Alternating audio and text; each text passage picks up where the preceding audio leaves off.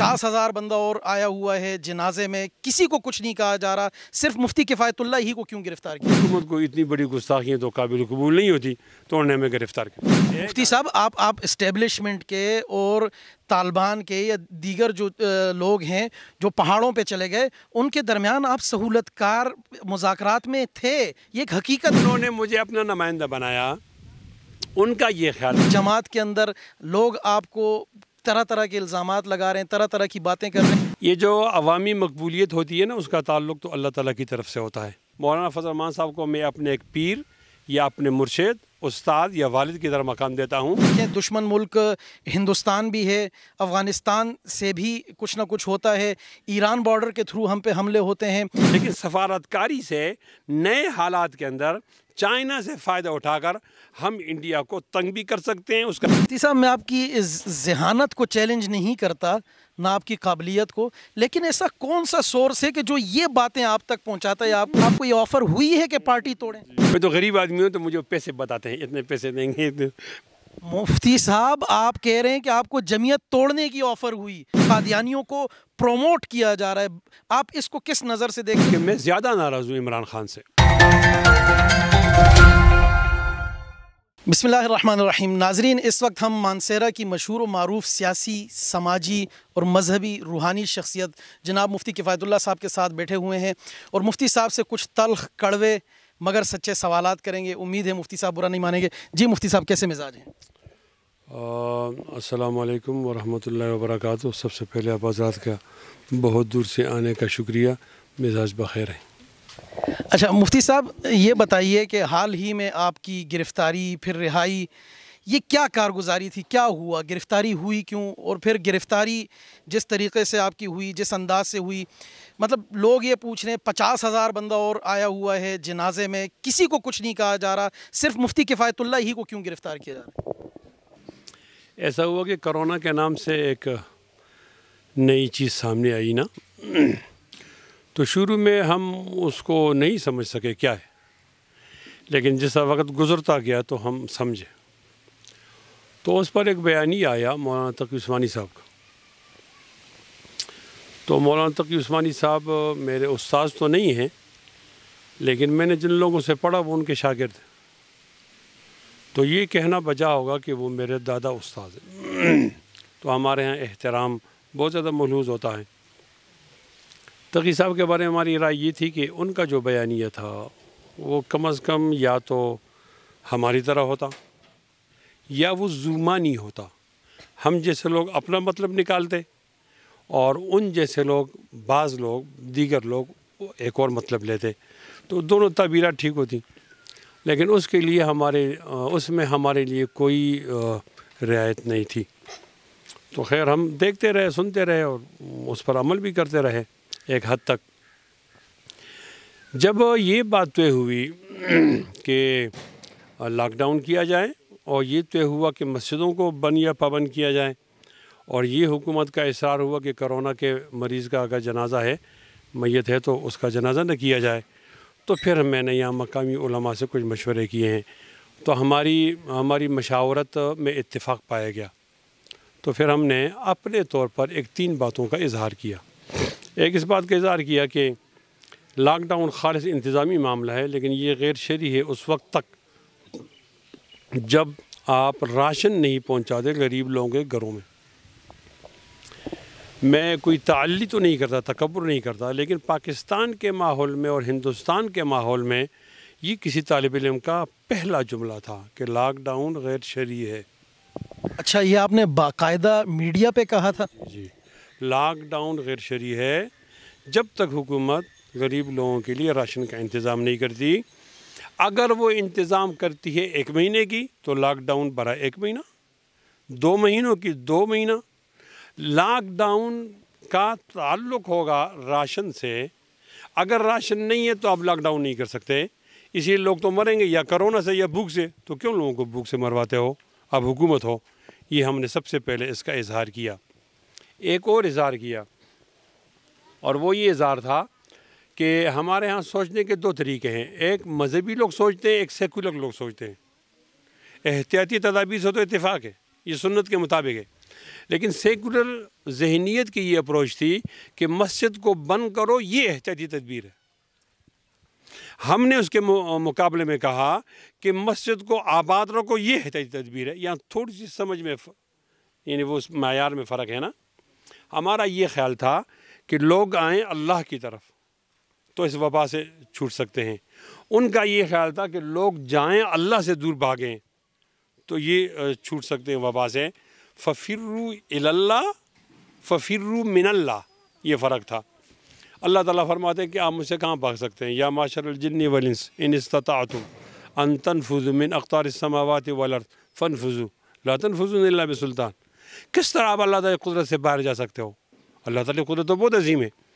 جب یہ پوزیشن ہے تو ففروا الی اللہ ففروا من اللہ، ارأیت الذی ینہی عبدا اذا صلی اور حی علی الصلاۃ حی علی الفلاح، ان میں فرق پیدا ہوا۔ تو ہم نے کہا نہیں جی، مسجد میں آپ کی بات نہیں مانیں گے، مسجد کھلی رکھیں گے، احتیاطی تدابیر کے ساتھ کھلی رہیں گے، ایک جماعت نہیں کریں گے، دو کریں گے، دو نہیں کریں گے، تین کریں گے، لیکن مسجد پابندی نہیں مانیں گے۔ ایک تیسری بات کا اظہار کیا کہ جب کرونا کا مریض فوت ہو جائے تو وہ قابل ترس ہوتا ہے، وہ شہید ہوتا ہے، اس کے بارے میں نفرت نہ پیدا کی جائے اور بے حرمتی سے اس کی میت کو نیچے نہ گرایا جائے، اس کی بے حرمتی نہ کی جائے، اس کا بہت زیادہ عزت و احترام کیا جائے۔ تو ہم نے پھر اس پاداش میں ایک دو جنازے بھی پڑھائے۔ ایک تبلیغی جماعت کے امیر تھے جناب طارق صاحب، اور ایک شاہ عبدالعزیز صاحب ہمارے جمیعت علماء اسلام کے نائب امیر تھے۔ تو پھر ظاہر ہے حکومت کو اتنی بڑی گستاخیاں تو قابل قبول نہیں ہوتی، تو انہوں نے ہمیں گرفتار کیا۔ لیکن مفتی صاحب میرا سوال یہ ہے کہ سید غلام نبی شاہ صاحب بابا جی، ان کے والد صاحب وہ بھی جنازے میں تھے، دیگر علماء کرام بھی تھے، مفتی کفایت اللہ ہی کیوں ٹارگٹ؟ بس ان کا یہ خیال تھا کہ یہ محرک ہیں، یہ متحرک ہیں، اور شاہ صاحب تو بڑے آدمی ہیں، ان کی تائید تو ہمیں حاصل تھی۔ خیر یہ انتظامی معاملہ ہے، یہ سوال تو آپ ڈی پی او سے کہہ سکتے ہیں کہ ہزارہ کے اندر 1,00,000 علماء ہیں، آپ نے ایک ہی آدمی کیوں ٹارگٹ کیا؟ تو وہ بہتر جواب۔ اسٹیبلشمنٹ کی کوئی خاص نظر کرم؟ وہ تو ہمیشہ ہوتی ہے، میں کبھی بھی اس سے غافل نہیں رہا۔ اس قدر میں ہم دیکھتے ہیں کہ مفتی کفایت اللہ کے ہم دو روپ دیکھتے ہیں۔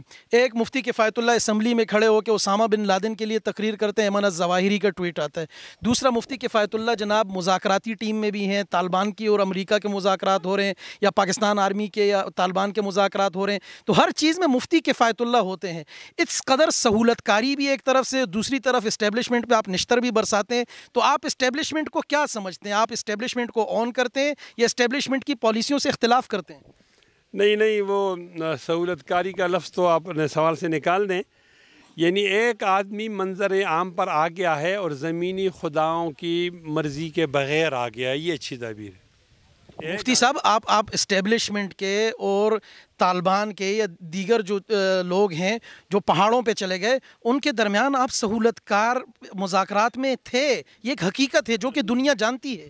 سہولت کار نہیں، انہوں نے مجھے اپنا نمائندہ بنایا۔ ان کا یہ خیال تھا ایک آدمی ہے جو ہماری مشکل بھی سمجھ سکتا ہے اور پاکستان کے آئین پر بھی وہ اعتماد رکھتا ہے، وہ ہماری نمائندگی بہتر کر سکے گا۔ اس طرح انہوں نے ہمیں اچھی نگاہ سے دیکھا اور ہمیں شامل کر دیا۔ اس کا یہ معنی ہے، میں کہتا ہوں نا کہ آپ میری پوری زندگی کو جج کریں تو آپ کو یہ اندازہ خلاصہ آئے گا، ایک آدمی پاکستان کی سیاست کے منظر عام پر آیا اور وہ زمینی خداؤں کی مرضی کے بغیر آئے، بس اس لیے ہر جگہ آپ میرا نام لیتے ہو۔ تو مفتی صاحب میں ابھی مقامی طور پہ دیکھ رہا ہوں، یہاں کے سیاسی اکابرین ہو یا یہاں کی سماجی شخصیات ہوں یا آپ کے سیاسی مخالفین ہوں، وہ بھی آپ کا احترام یا روحانی طور پہ آپ کو اپنا بڑا مانتے ہیں، اور دوسری طرف تو اس سب کے باوجود، اس سب حمایت کے باوجود آپ پھر بھی اپنی جماعت کے اندر لوگ آپ کو طرح طرح کے الزامات لگا رہے ہیں، طرح طرح کی باتیں کر رہے ہیں، تو اس کو آپ کس اینگل سے دیکھتے ہیں یا اس کا کیا جواب دیں گے؟ یہ جو عوامی مقبولیت ہوتی ہے نا، اس کا تعلق تو اللہ تعالیٰ کی طرف سے ہوتا ہے۔ آپ کوئی کام کرتے ہو اور مقبولیت یا شہرت کے لیے نہیں کرتے، اللہ کی رضا کے لیے حق بولتے ہو اور سخت بات کرتے ہو، سخت فیصلہ کرتے ہو، آپ کو پھر اس کی پاداش کے میں سختی برداشت کرنی پڑتی ہے، تو لازمی طور پر لوگوں کے دلوں میں ایک محبت پیدا ہوتی ہے۔ اس کی تو یہی بات ہے۔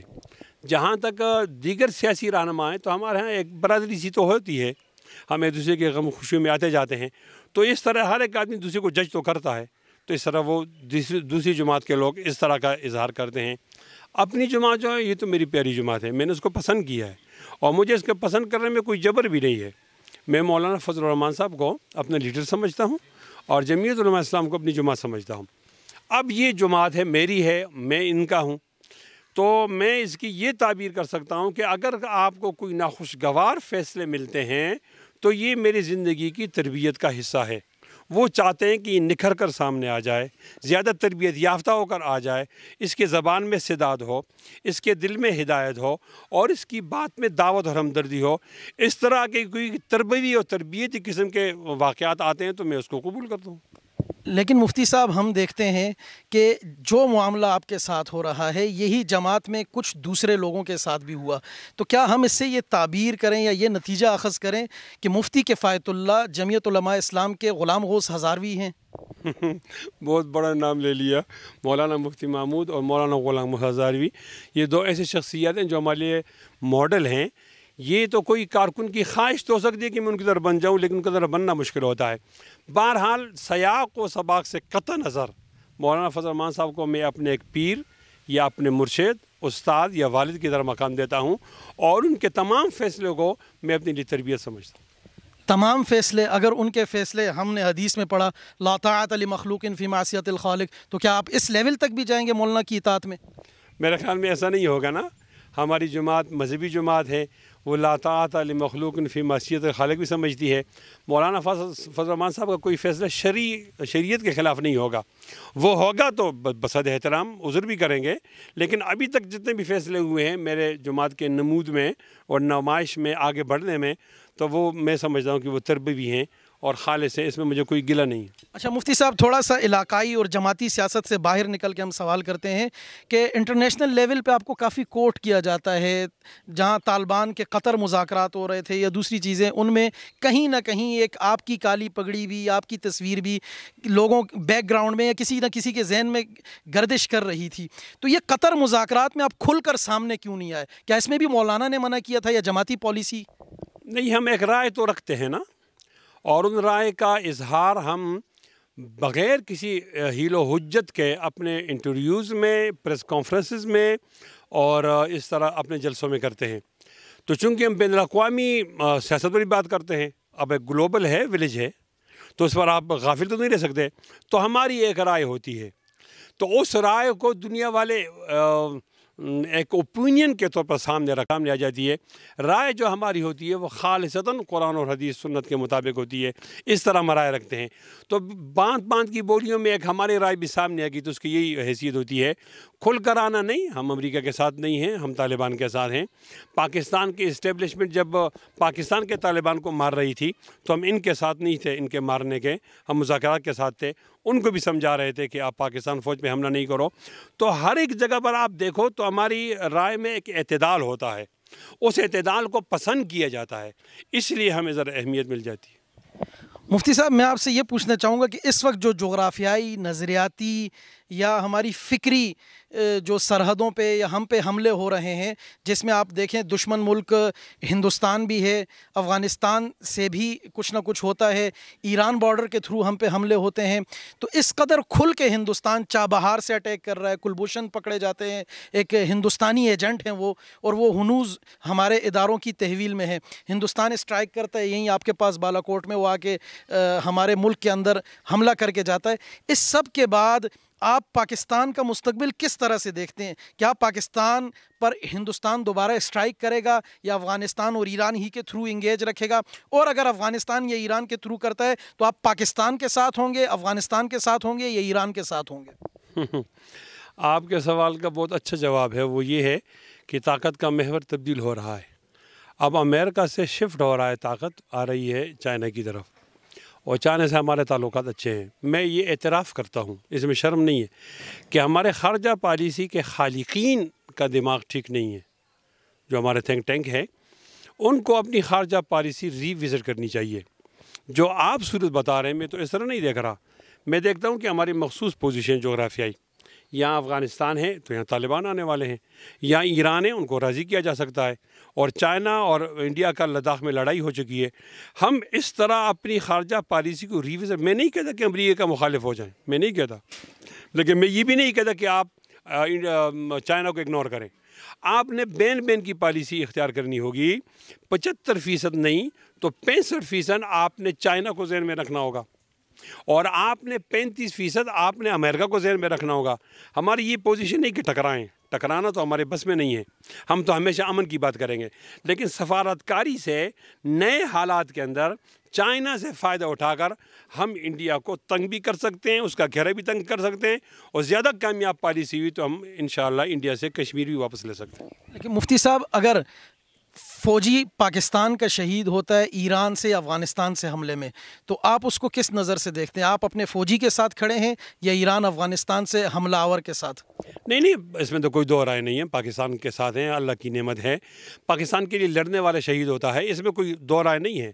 ایران تو بہت بات کی بات ہے، میں جو بات کر رہا ہوں کہ پالیسی کو ریوزٹ کرو، سٹیٹس کو توڑو، حالات تبدیل ہو رہے ہیں، چائنا کے لیے کارنر پیدا کرو اپنے دل میں، لداخ میں اس کو استعمال کرو، انڈیا پہ وہ اس کی 8 ریاستوں کو توڑو چائنا کے ذریعے سے، انڈیا پہ اپنا دباؤ بڑھاؤ، افغانستان کو طالبان کے ذریعے راضی کرو، اور یہ اپنا کشمیر لے لو۔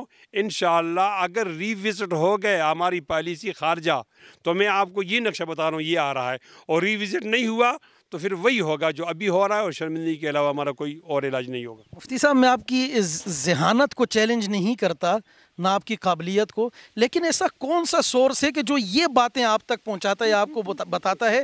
مطلب ایک مولوی، مدرسہ، مسجد جس کا اوڑھنا بچھونا آج تک کوئی زمین نہیں، کوئی گھر نہیں، کوئی گاڑی نہیں، کتابیں پڑھنا پڑھانا، قال اللہ قال رسول، تو اس طرح عالمی افق کو اتنی گہری نظر رکھنا، آخر کوئی تو ایسا آپ کا بھی اندر ہوگا جو آپ کو یہ خبریں دیتا ہوگا۔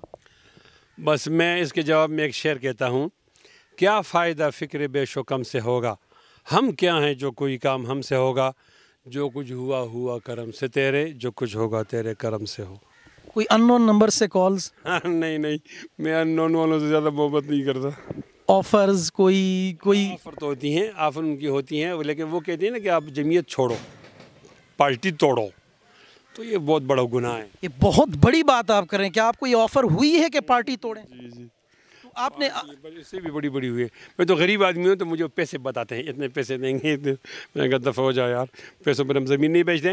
میں مولانا فضل الرحمان سے، میں نے ان سے کہا کہ میں پاکستان کے وزیر اعظم نہیں بننا چاہتا، اس کے مقابلے میں مولانا فضل الرحمان کی جمعیت علماء اسلام کے ایک یونین کونسل کا جنرل سیکرٹری بننا چاہتا ہوں۔ مفتی صاحب، آپ کہہ رہے ہیں کہ آپ کو جمعیت توڑنے کی آفر ہوئی، آپ ایک بہت بڑی بات کر رہے ہیں۔ ایک دفعہ نہیں، کئی دفعہ۔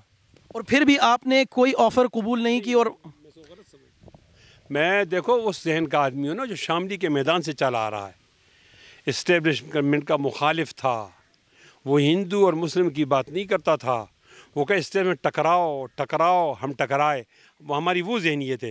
پھر ہم آئے پاکستان بن گیا، پاکستان مسجد سمجھ کر قبول کر دیا، یہاں کی اسٹیبلشمنٹ آئی تو پھر اس کے خلاف ہمارا ذہن بنا، نہیں بھائی یہ غلط ہے، ٹھیک ہو جاؤ۔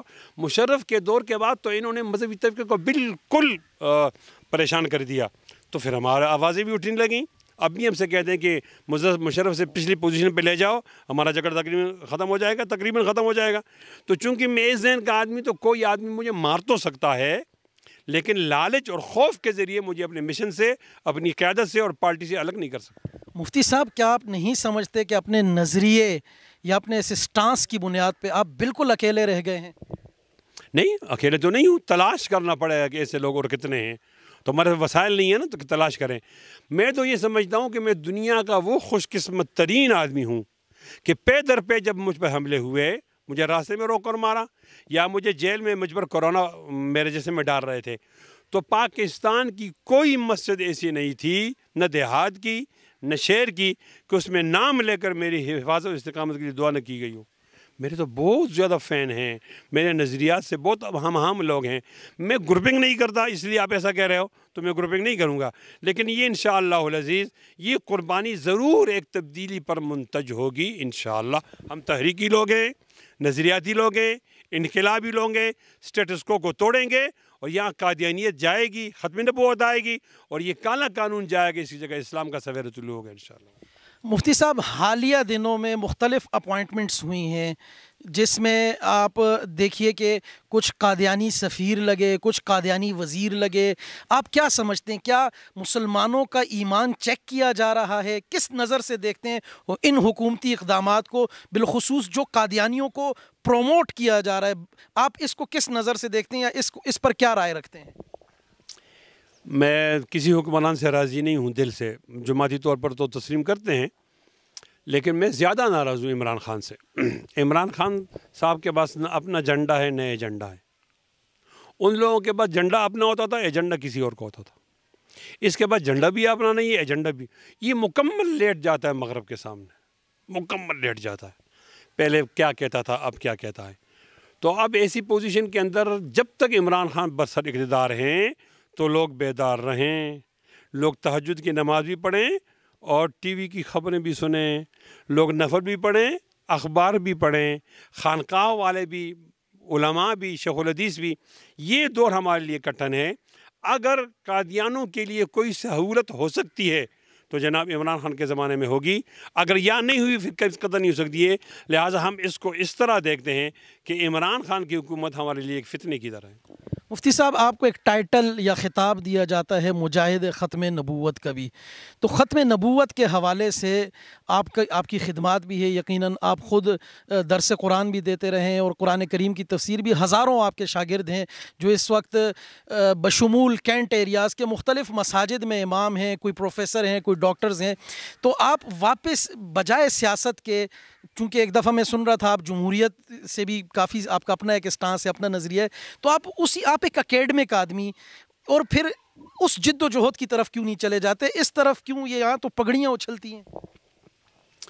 دیکھو نا، آپ نے مشکل راستے کو پسند کرنا ہے نا، آسان راستہ تو ہر ایک آدمی پسند کرتا ہے۔ پھر آپ نے دیکھنا ہے کہ اگر کسی کے سر پہ درد ہے تو آپ نے پاؤں تو نہیں باندھنا۔ تعلیمی اور اکیڈمک بہت سارے لوگ پیدا ہوئے ہیں اور ہوتے رہتے ہیں، انقلابی اور تحریکی لوگ نہیں ہیں۔ تو جو میدان خالی ہوگا، جہاں ضرورت زیادہ ہوگی تو وہاں آپ نے کام کرنا ہے نا۔ میں نے اس راستے کو اس لیے منتخب کیا ہے، یہ آواز جلدی پہنچتی ہے، پھر جن لوگوں سے ہمارا مقابلہ ہے ان کی محنت زیادہ ہے، اس کو خالی نہیں چھوڑنا۔ تو میں نے جو تعلیمی میدان سے آ کر اس تحریکی انقلابی میدان کا انتخاب کیا ہے تو کچھ سمجھ کر کیا، میں اس پر مطمئن راضی ہوں۔ شاعر کہتا ہے، کچھ سمجھ کر ہی ہوئے ہیں موج دریا کے حریف، ورنہ ہم بھی جانتے تھے عافیت ساحل میں۔ اچھا، دوسری طرف ہم دیکھتے ہیں مفتی صاحب کہ آپ کے جو ذاتی تعلقات ہیں، آپ مولانا اورنگزیب فاروقی صاحب کے ہاں بھی جاتے ہیں کراچی دعا کرنے، دوسری طرف منظور پشتین وہ آپ کی عیادت کے لیے بھی آتے ہیں، تو حال ہی میں آپ نے وزیرستان بھی دورہ کیا ہے۔ تو لگ یہ رہا ہے، واقفان حال یہ کہتے ہیں کہ مفتی کفایت اللہ شاید جمعیت سے اڑان بھرنے والے ہیں، جس کی آپ نے تردید کر دی، لیکن کیا اگر آپ کو یہ اپنی آواز پہنچانی ہو آگے اور جمعیت اس میں آڑے آ جائے تو آپ اپنی آواز کسی اور پلیٹ فارم سے اسمبلی تک پہنچائیں گے؟ نہیں، جمعیت علماء اسلام آڑے نہیں آتی، وہ میری ممد اور معاون تنظیم ہے، اپنی جماعت ہے نا۔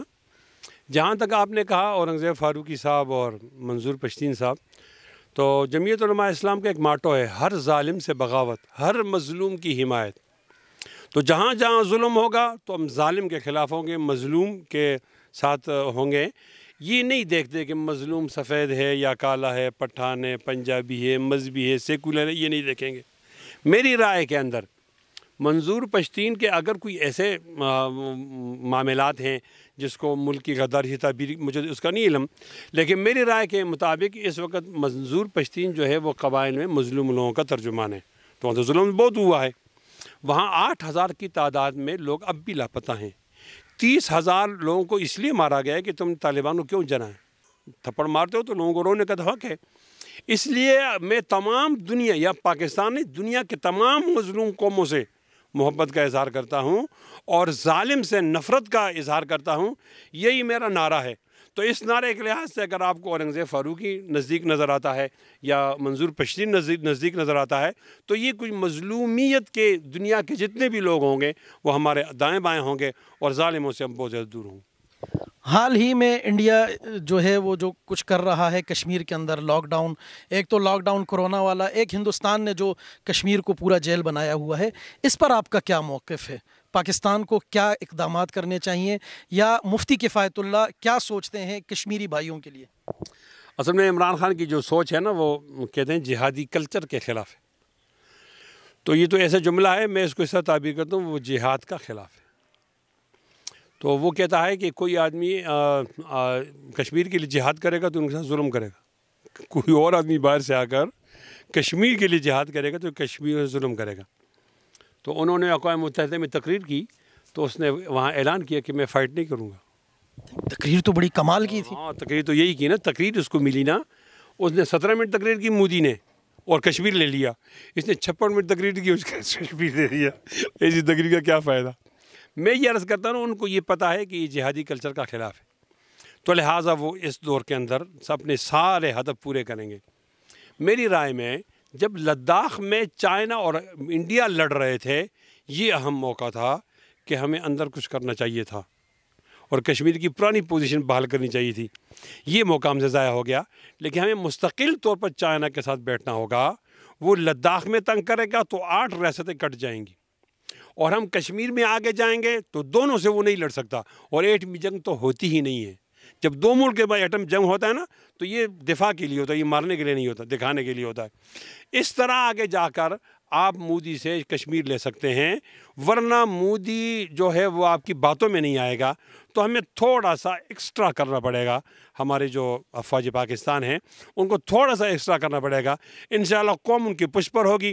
اس طرح چائنا سے مدد لے کر ان کو لداخ میں تنگ کر کے پریشان کر کے یہاں سے کشمیر کو والوں کی مدد کی جائے، تو میں سمجھتا ہوں یا تو ہم کشمیر کو لے لیں گے، یا 5 اگست 2019 سے پہلی کی پوزیشن جو متنازع کشمیر تھا اس کو ہم بحال کرنے میں کامیاب ہو جائیں.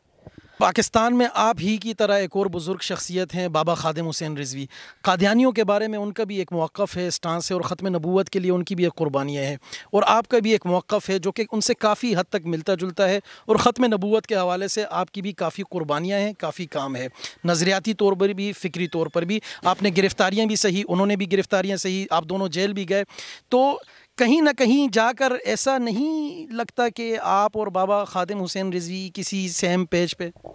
ایک بابا نہیں، کئی بابا. اس لیے کہ ہمارے جمعیت علماء اسلام کا جو رکنیت سازی کا پرت ہے نا، فارم، اس کے پیچھے لکھا ہوا ہے کہ ہم نے تمام مذہبی منتشر قوتوں کو جمع کرنا ہے. ہم فرقواریت پر کوئی اعتماد نہیں رکھتے، یہ غلط چیز ہے.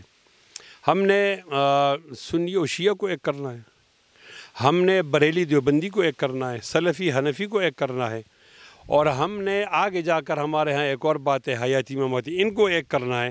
ایک کر کے نبی علیہ الصلوۃ والسلام کی نام میں کشش ہے نا، اس کشش سے فائدہ اٹھا کر ختم نبوت اور ناموسی رسالت پر اس قوم کو اس نظام سے ٹکرانا ہے، اور ایک ایسا نظام پیدا کرنا ہے جو نبی کریم صلی اللہ علیہ وسلم کی ختم نبوت پر یقین رکھتا ہو، وہاں گستاخوں کو رعایت نہ ہو، اور کم از کم وہ خلافت کے قریب ہو. تو اس کے لیے تو ہم یہ جمعیت علماء اسلام بھی اس کا بھی یہی نعرہ ہے. تو اس طرح ایسا نہیں ہے کہ صرف رضوی صاحب، بلکہ بہت سارے ایسے لوگ ہوں گے جن کو ہم مستقبل میں جمعیت علماء اسلام میں قریب کریں گے، اور قریب کر کر انشاءاللہ ایک تبدیلی اور ایک تحریک کی صورت پیدا ہوگی. لیکن جو لوگ ایک طرف تو یہ امپریشن دیں یا یہ اس طریقے سے بتائیں کہ وہ بہت محب ہیں یا محبت رکھتے ہیں، اور دوسری طرف وہ سرعام گستاخیاں کریں، دوسری طرف وہ سرعام قتل عام کریں، ان کی بابت آپ کا کیا موقف ہے؟ میں مثال دوں گا، جیسے شام میں حال ہی میں حضرت عمر بن عبدالعزیز رحمۃ اللہ علیہ کے مزار مبارک کے ساتھ ہوا، یا پاکستان میں جو حالیہ دنوں میں ہو رہا ہے. تو اس بارے میں آپ کیا کہیں گے؟ کیا ایسے حضرات کو بھی آپ ساتھ لیں گے؟ مولانا اشرف علی تھانوی رحمۃ اللہ علیہ نے ایک جملہ کہا ہے کہ اپنا مسلک چھوڑو نہیں، دوسرے کا چھیڑو نہیں. ہر ایک مسلک میں کچھ غالی لوگ ہوتے ہیں، کچھ معتدل لوگ ہوتے ہیں. تو معتدل لوگوں کو سامنے آنا ہوگا. جہاں تک یہ واقعات ہے، یہ بہت قابل مذمت ہے، ان پر کوئی کمپرومائز نہیں ہو سکتا. عمر بن عبدالعزیز رحمۃ اللہ علیہ ہمارے لیے تو بہت بڑے ماڈل تھے. اگر ان کی قبر محفوظ نہیں ہے تو ان سے اور کیا خیر کی توقع ہے؟ میں تو یہ کہتا ہوں کہ کم از کم اس بات پر وہ رابطہ عالم اسلامی کو اجلاس کرنا چاہیے اور اس پر سٹینڈ لینا چاہیے کہ آئندہ کوئی ایسا کام نہ کرے۔ یہ کوئی بات ہے کہ آج میرا یہاں غلبہ ہو گیا تو میں ان لوگوں کی توہین کروں گا جو قبر کے اندر پڑے ہوئے ہیں؟ یہ بہت غلط سوچ ہے۔ یہ لوگ نہ شیعہ ہیں نہ سنی ہیں، یہ وحشی قسم کے لوگ ہوتے ہیں، ان کا مذہب سے کوئی تعلق نہیں ہوتا۔ بہرحال میں اس کو آپ مذہب کی یہ جو مسلکوں کی دیواریں ہیں، یہ بنیادیں تو گہرے ختم تو نہیں کر سکتے آپ، اس کی شدت میں آپ کمی لا سکتے ہیں، اور شدت میں یہ کہ معتدل لوگ جو کم از کم نکات پر جمع ہو سکتے ہیں ان کو جمع کر کے ایک تبدیلی پیدا کی جا سکتی ہے۔ قرآن مجید میں اس کی مثال موجود ہے، قُلْ يَا أَهْلَ الْكِتَابِ تَعَالَوْا إِلَىٰ كَلِمَةٍ سَوَاءٍ بَيْنَنَا وَبَيْنَكُمْ۔ یہاں دیکھو اہل کتاب کو مشترکہ کلمات کی طرف دعوت دی گئی ہے، تو اگر اہل کتاب کو ہم اکٹھا کر سکتے ہیں کم سے کم نکات پر تو اپنے لوگوں کو کیوں نہیں۔ بہرحال اس وقت ضرور یہ ہے کہ ہم فرقہ وارانہ باتوں سے آگے نکل کر قوم کو ایک کریں اور کوئی تبدیلی پیدا کریں۔ صحابہ کرام پر اگر کوئی تبرہ کرے یا نبی کریم صلی اللہ علیہ وآلہ وسلم کی شان میں کوئی گستاخی کرے تو اس کی بابت مفتی کفایت اللہ کیا موقف رکھتے؟ دو ٹوک۔ کیا مال ہے یار، ہم تو کھا رہے ہیں جی رہے ہیں نبی علیہ السلام کی وجہ سے، صحابہ کی وجہ سے۔ میں کہتا ہوں یہ تو وہ آئٹم ہے کہ اس پر کوئی کمپرومائز نہیں ہے، یعنی میں جو کہتا ہوں اعتدال اگلے کو اس پہ لانا ہے، خود اپنے مسلک سے نہیں ہٹنا۔ لیکن معتدل لوگ تمام سمجھ، خالی لوگ تو ایسا نہیں کرتے نا، معتدل لوگ سمجھتے ہیں۔ میں قطعاً یہ نہیں کہتا کہ صحابہ کے نام پر کوئی کمپرومائز ہونا چاہیے یا نبی علیہ السلام کی عزت پر خاکم بدان کوئی کمپرومائز ہونا، بلکہ ان کے معتدل لوگوں کو سمجھانا ہے کہ ہمارے ہاں نقطہ اتحاد وہ صحابہ ہیں اور نبی علیہ السلام کی شان اور عزت ہے۔ تو مجھے امید ہے انشاءاللہ معتدل لوگ آ جائیں گے اور ہم انہی بنیادوں پر قوم کو اکٹھا کر سکیں گے۔ بہت شکریہ مفتی صاحب۔ ناظرین، آپ دیکھ رہے تھے زوم میڈیا پہ مفتی کفایت اللہ صاحب کو۔ گزشتہ ہفتے بھی ہمارا پروگرام ہوا اور کچھ سوالات، کچھ سچائیاں، کچھ حقائق باقی تھے جو کہ اس پروگرام میں لگا ایسے۔ کچھ لوگوں نے کہا، کمنٹس میں کہا کہ آپ یہ سوال بھی مفتی کفایت اللہ صاحب سے کیجئے، تو اپنے ناظرین کی ایما پہ ہم نے وہ تمام تر سوالات مفتی صاحب کے سامنے رکھے اور انہوں نے بہت اچھے طریقے سے اس کے جوابات دیے۔ فیصلہ کرنا آپ کا کام ہے، لیکن ایک چیز جو ہم نے یہاں دوسری مرتبہ آ کر دیکھی ہے کہ مفتی کفایت اللہ صاحب کو اس وقت کسی بھی قسم کی کوئی سیکیورٹی نہیں دی گئی، جبکہ ایک ماڈل کو اس پاکستان میں سیکیورٹی دی جا رہی ہے، ایک فنکار اور اداکار کو دی جا رہی ہے، لیکن ایک وہ شخص جو کہ پاکستان کے MP بھی رہا، جس پر متعدد بار قاتلانہ حملے بھی ہو چکے، جس پر قاتلانہ حملے راہ چلتے ہوئے بھی ہوئے اور جیل کے اندر بھی ہوئے، اس شخص کو کسی بھی قسم کی کوئی سیکیورٹی نہیں پرووائڈ کی جا رہی۔ میں یہاں کی لوکل انتظامیہ سے اور حکومت وقت سے کہوں گا، اختلافات اپنی جگہ، مفتی کفایت اللہ صاحب کو سیکیورٹی پرووائڈ کی جائے۔ جزاک اللہ خیر۔ السلام علیکم ورحمۃ اللہ۔